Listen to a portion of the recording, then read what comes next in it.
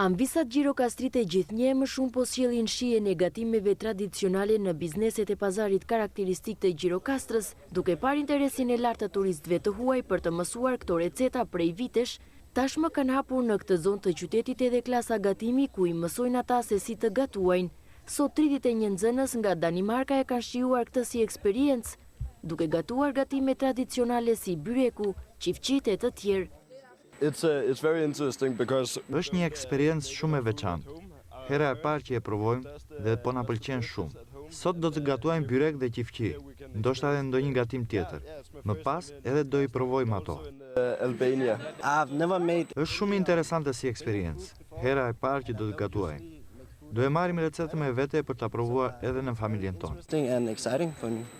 Mimoza Duka është një prej anvisave që ju mëson dhe ju tregon deri në detaj turistëve realizimin e tyre. Ajo shprehet se interesi i tyre për t'i mësuar është tepër i lartë. Po bëjmë domethënë vetëm gatime tradicionale. I mësojmë si bëhet byreku, si bëhet qifqia, mësojmë si bëhen osa, domethënë të gjitha gatimet gjirokastrite. Këta i pëlqejnë shumë dhe ne jemi krenarë që recetat tona shpërndahen anë e mban botës.